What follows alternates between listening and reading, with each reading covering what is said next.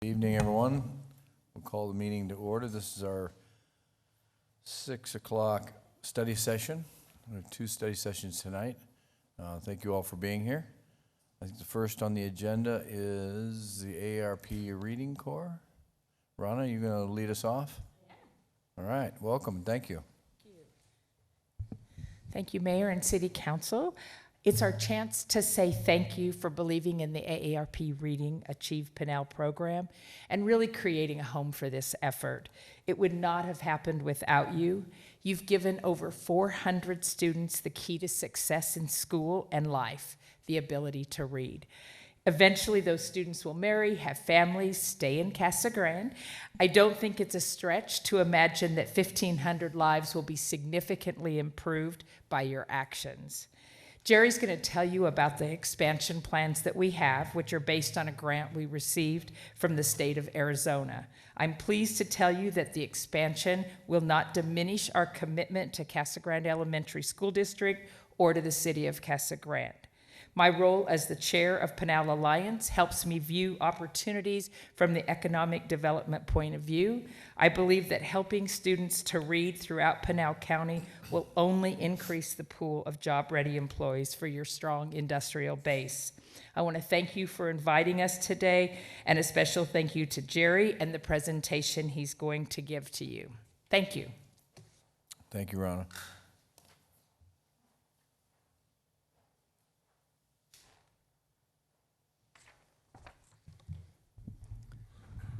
Mayor and members of the City Council, it is always a pleasure to be here today.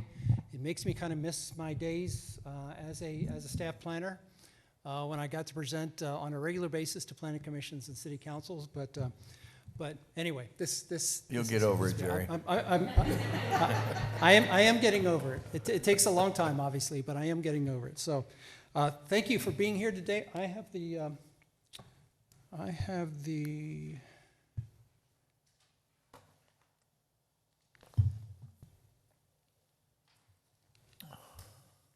There we go. Again, let me echo Rana's words. Thank you so much for providing us with a home. Thank you so much for allowing Amber Kent to spend some of her time with us and give up some of her office space for our program. We greatly appreciate the time that she's able to spend with us. As Rana mentioned, we have some very, very good news. We received a grant of almost $600,000 from the state of Arizona. It is a one-year grant, so this allows us to scale up the program from the 3 school districts that we're serving now to perhaps as many as 10 school districts, and that of course depends on if the school districts want to move forward with the program. The membership in Read On Arizona, believe it or not, really made this all possible. Read On Arizona brought this grant to us. They found it at the state. They brought it to us. They gathered the information that we presented to them, and we included 2 other programs in this grant, both in Tempe and in Mesa. So they collated everything, brought everything together, and actually made the application. And so it would not have happened without them. It would not have happened without the city's membership in Read On Arizona. So thank you for doing that. And as Rana mentioned, I'll echo her words again that I truly believe that educating students throughout our county is going to be a benefit to the city of Casa Grande, providing you with educated workers for the jobs that are going to be created here. And as we know, the jobs that are being created are going to be jobs, many of them will be jobs that will require an education, will require that the students be able to learn and reason, to program machines, to fix machines when they break. And these are the people that we're trying to educate now, because as we know, 3rd graders are really only about 9 years away from entering the workforce. This is review for some of you, and maybe new for some of you as well. So, and those who were at the Pinal Alliance meeting have heard the presentation. So. But I do have some extra stuff to add. I do have some stories to add. So our literacy program, it helps students that are up to 1.5 years below grade level in their reading.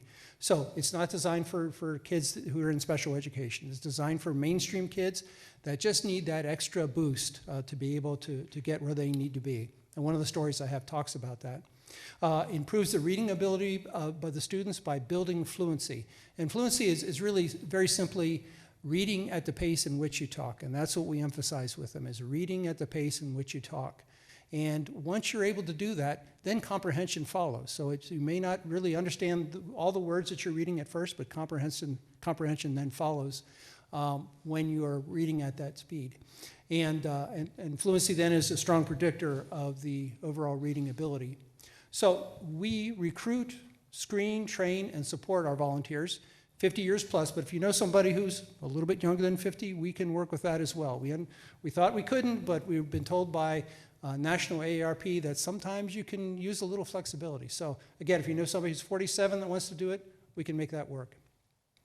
So students receive 6 months of one-on-one tutoring, and that's 2 one-hour sessions every week. And volunteers tutor 3 to 4 students. We prefer that they tutor 4 if at all possible. The overall program nationwide started in Tempe and started back in 2006.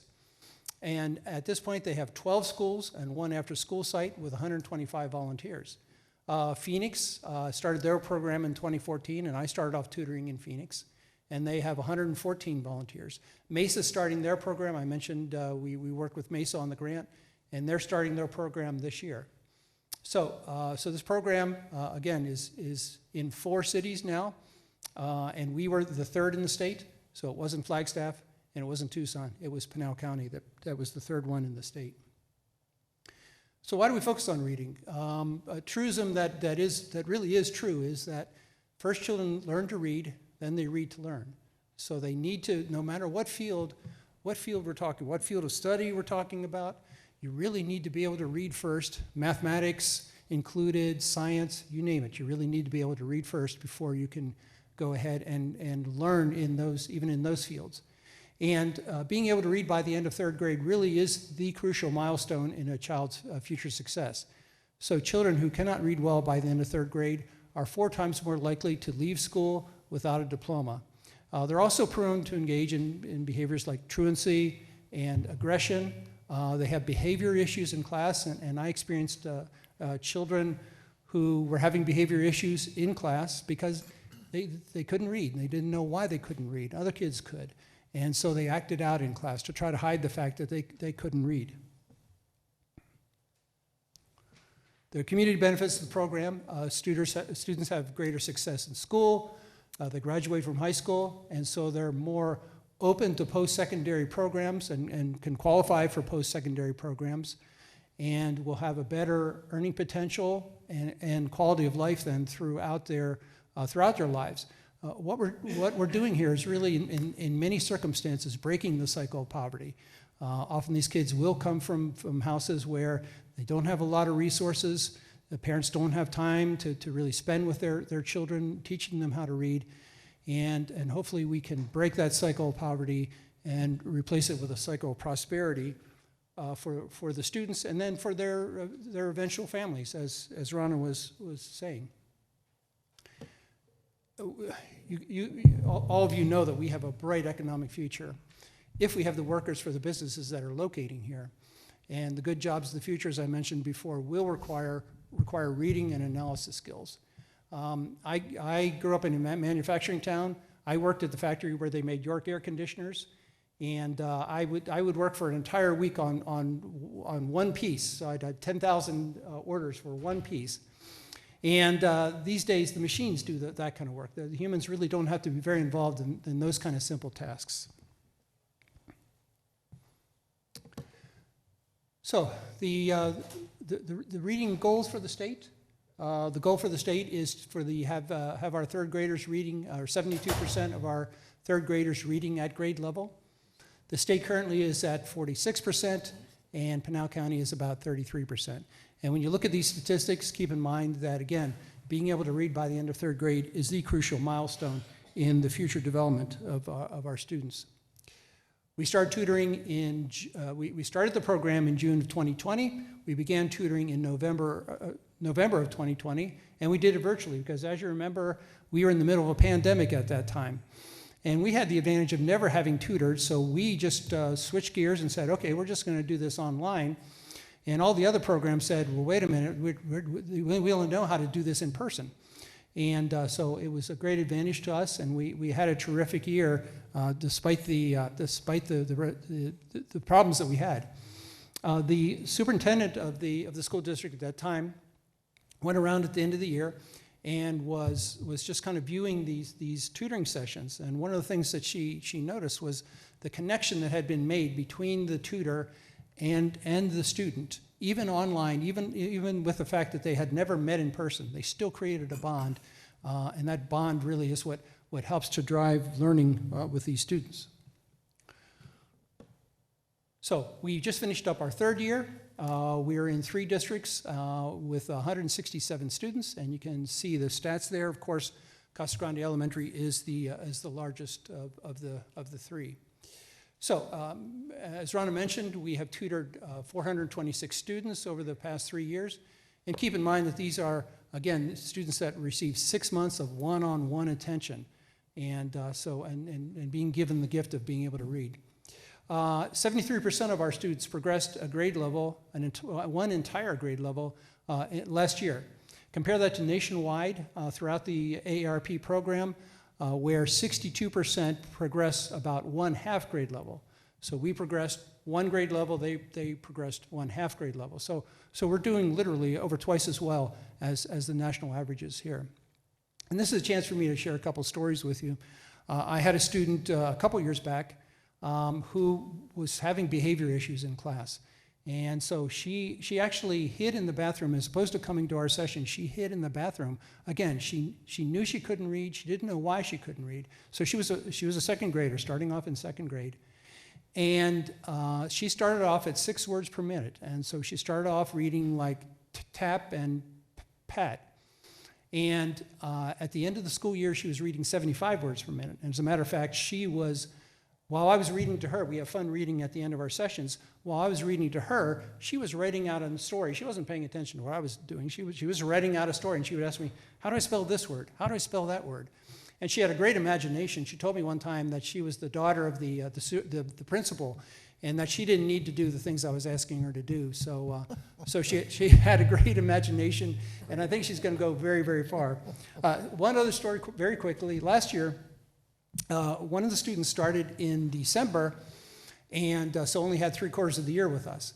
And at the end of the year, her teacher asked her to read to her, and the teachers thought, she didn't say this to the student, but she thought, and she told me later, who are you, is what she was thinking, because the student had progressed that much in that little time between December and April. So proof, both the stats and the stories tell the tale of the success of this program. And the reward we get for tutoring is that bond that you create. It's an amazing the things they say to you, the things they give you like this. This student wishes that her tutor was her grandma. I don't think there's any higher praise than that. Nothing I can think of anyway. So I've received a couple of these as well. So our goal again for this school year is to add 7 school districts. We already have Eloy lined up, and we are meeting with other school districts over this week to try to get them lined up in the program. Our stretch goal by the end of the decade, which I guess is actually 31 is actually the end of the decade, would be to offer the program to all the districts in Pinal County. So again, that is a stretch goal for us. Funding the rural model. Most programs have a large city or school district to finance it. For example, Tempe, they have 3 staff people, City of Tempe staff people that work full time on their reading program up in the city of Tempe, and that's something that of course smaller cities just can't afford to do. Their cities, the county, you guys certainly do your part, but you just don't have the ability to fund a program in that way. So our program funding, we are looking to get 80% of our funding from grants, donations, and events, and 20% of it coming from school districts, municipalities, and supervisor districts within in Pinal County. So even with the size of this grant, we still are looking for the contributions from the municipalities and from the school districts. So our request for you is to continue the financial support, $7,500 a year. Help us, if you know anybody who might want to volunteer for this, please let me know anybody who might serve. Donna's already found somebody for us, so we appreciate that. We also have a director position open, and we're going to be interviewing this week. But if you know somebody, if somebody comes to mind you think that they would be a great director for the program, please let us know who they may be. And with that, again, thank you for this time, and we appreciate everything you're doing for us. Thank you very much. Any questions for me today? Thank you, Jerry. I did have one question. I know I saw the school districts, so is it going to be a total of 10 school districts then? You're in 3 now? We're offering it to 10 school districts. We don't know if all 10 will accept the program, but that... And then in Casa Grande itself, in our elementary school district, are all the schools participating? Not all of them yet, and that's our hope, is to expand that as well. It's really just a matter of finding volunteers. If we can find more volunteers, we can serve more schools. But yes, our goal would be to serve. We purposely went to those schools that had the higher percentage of students who needed our help. That's where we started, and we'll do that with all districts. School district helped you find those particular yes, schools and needs. Absolutely, absolutely. Yeah, we have very close relationships with all our school districts, helping us identify those schools that are have the greatest need, and then those students that really fit within our parameters as well. Okay. Mr. Lavender? Jerry, I want to thank you and your team for doing that. Ruby Payne talks about in her book, A Framework for Understanding Poverty, that no significant learning takes place without a significant relationship, and that's what you've described as the relationship that's formed. That's why you're getting the results. And so much thanks to all of the volunteers. I hope sometime maybe the volunteers could come here and we could recognize them as well. I think we have some ways that we could do that. Yeah, maybe at the end of the school year. I know we did an appreciation thing. We've done it a couple times. Yes. We could always do it at council meeting. Wow, yes, because we've had an appreciation lunch that the mayor attended, and thanked them all individually. That was very cool. And so, yes, yeah, let's think about that. That's a great idea. Okay. Donna? Just a question, Jerry. When we're talking about the schools and if you had more volunteers, is there any kind of a matrix of sort that you have, how many volunteers you need for each of the schools if we were to expand that? Is there a way to figure that out so that maybe we can, in those neighborhoods, we can really focus on the volunteers for those schools? We don't have anything in particular because it's kind of an iterative process of working with the school district, so we don't really know how many students in each of those areas could best benefit from our help. But I could send you those schools that we aren't serving yet in Casa Grande, and if we want to focus on those areas and find more tutors, yes, we can do that. Yes, thank you. Any other comments or questions? Jerry, thank you again. Thank you to the volunteers. Thank you, Rana, for all the work that you put in Pinal Alliance for Economic Growth as the Achieve Pinal section of that group. So I know there's a lot of work goes into it. I've seen in behind the scenes, and you guys do put a lot of time into it, and appreciate it. And I think the results are amazing. So keep up the good work. Thank you, sir. Again, thank the volunteers for us. I will. All right, thank you.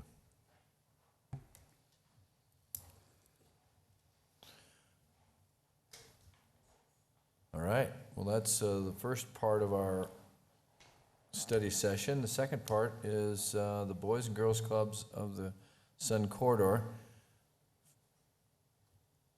Fortunately, these are two of my favorite subjects, the reading one and the Boys and Girls Club, so I can't go wrong tonight. So, the night is young, thanks, Matt. But there's not much on the agenda, so that's the good news. So, yeah, tonight, the next group is the Boys and Girls Club of Sun Corridor and Mr. Matt Lemberg, who is the executive director. Matt, welcome. I'm your favorite board member, right? Council member and board member? Just say yes. Yeah. Just say yes, Matt. Who was board president when you were hired?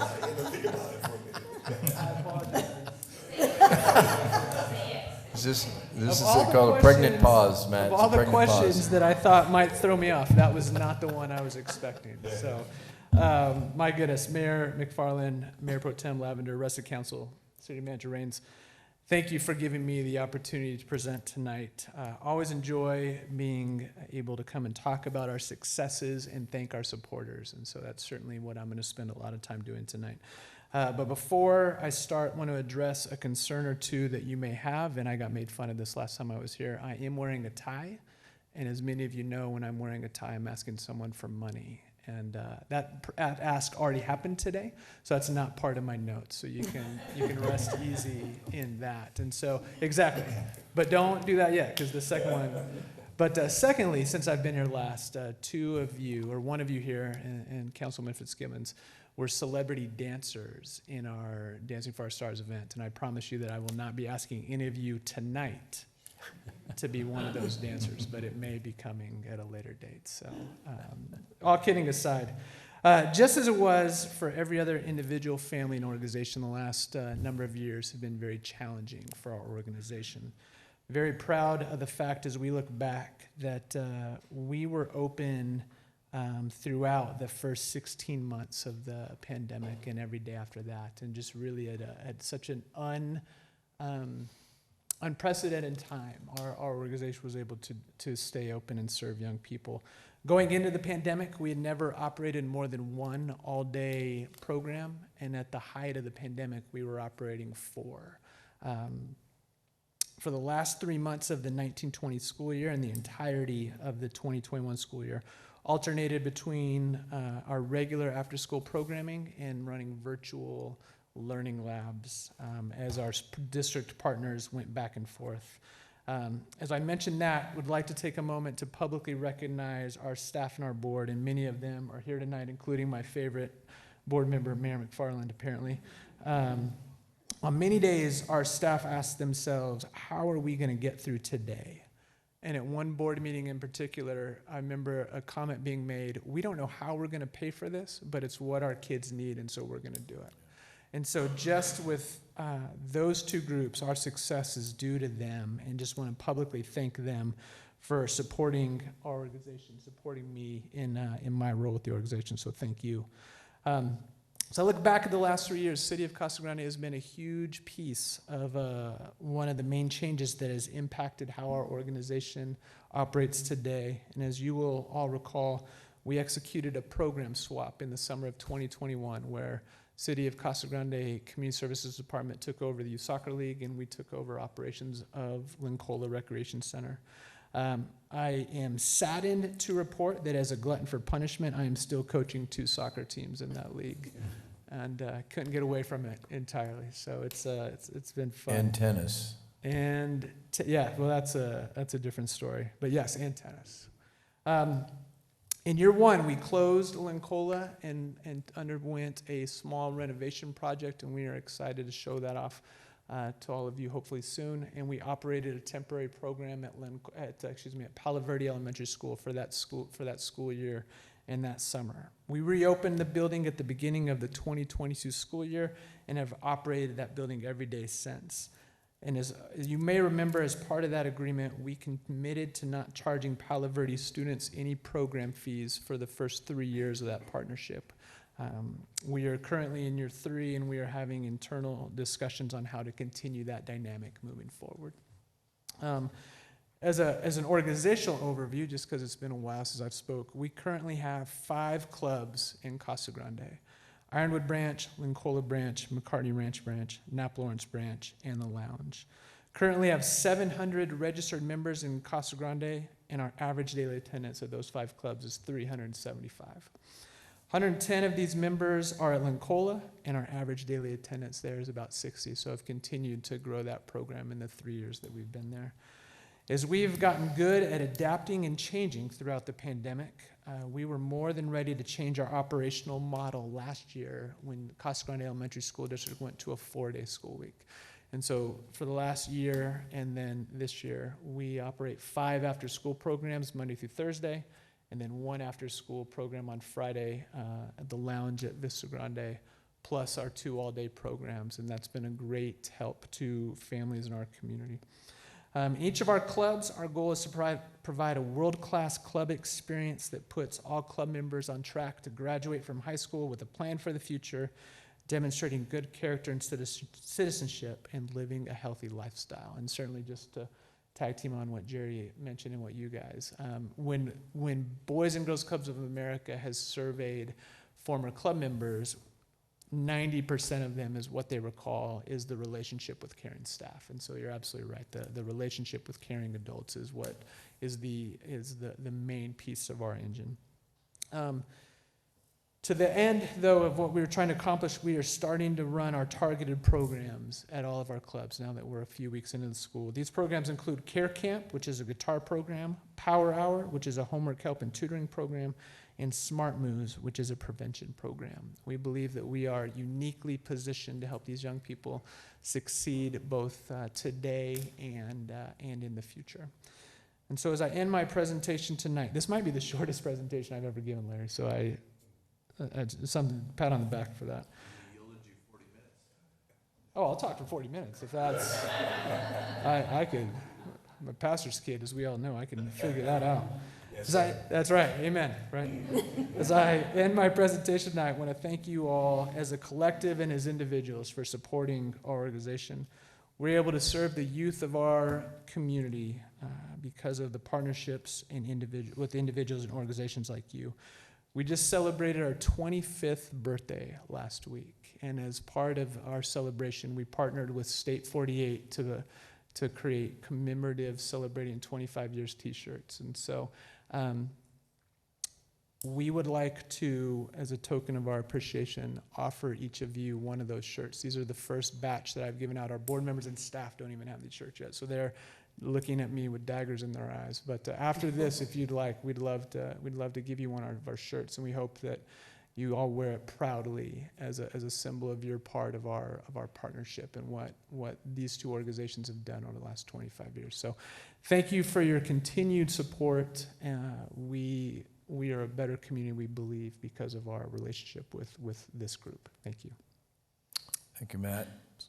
And I want to thank the board also for being here. It's good to see so many of you here in support of Matt and the organization.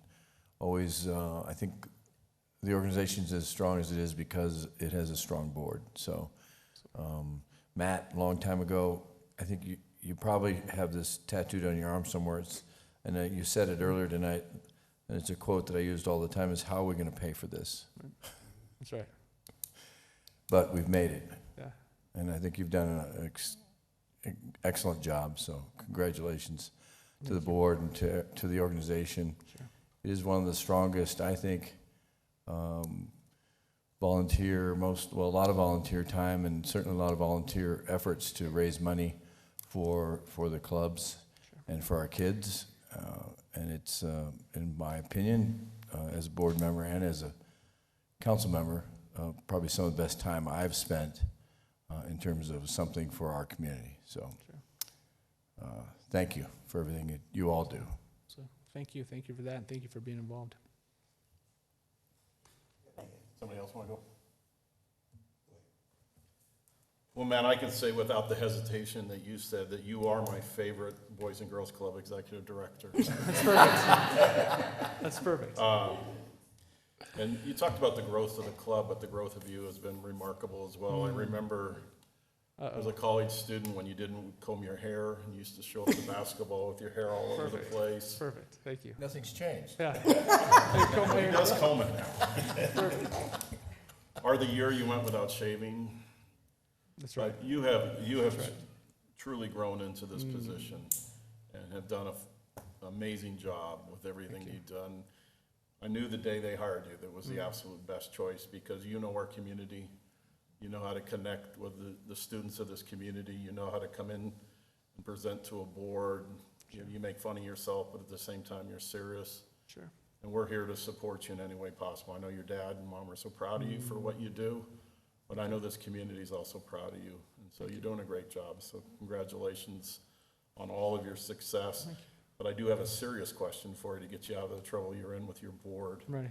Who's a better dancer, the mayor or his daughter? Kelly. He just got you out of it. So the loaded part of this question is that Mayor McFarland's partner was my wife, and so there's a little Oh, I didn't say your wife was a bad dancer. No. But I will hear it when I get home if I didn't answer this correctly. So they both did. really Without her, well. I would have been, 4 It was left fun. feet, so. It was fun.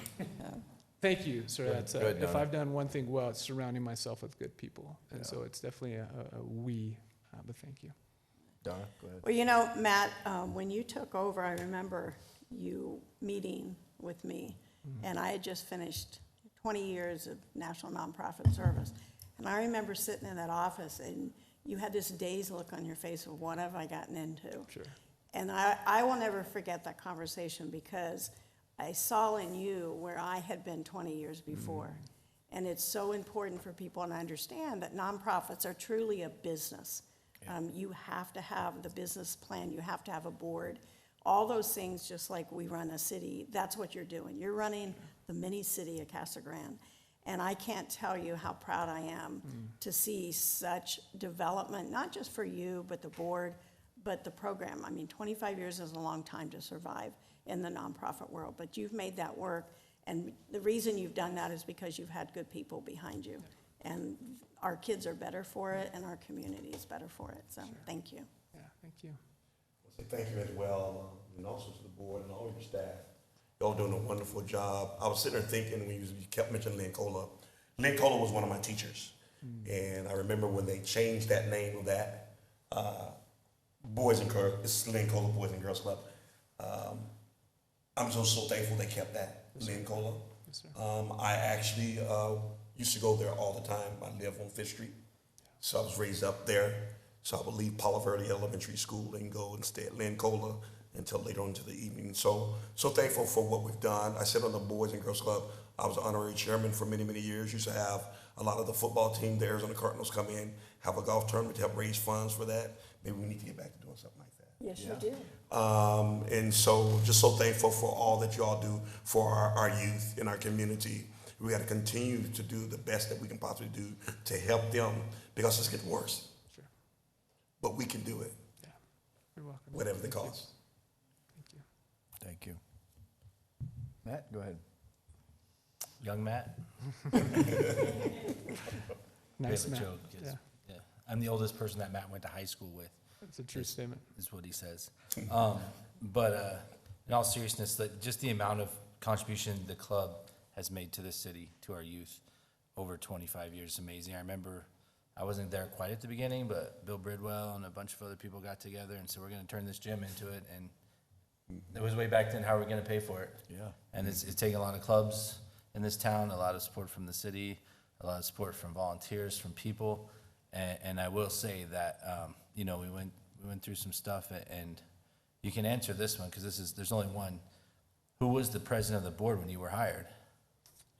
Matt Herman. Oh, thank you. Oh, that was loaded. That was loaded. There's only one answer to that one, but I still look back on that as this younger guy that was running our soccer. I think that's why you were hired, right, to run the soccer program, essentially.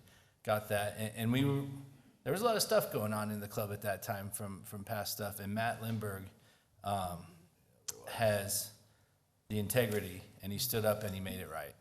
And we wouldn't be where we are today without Matt.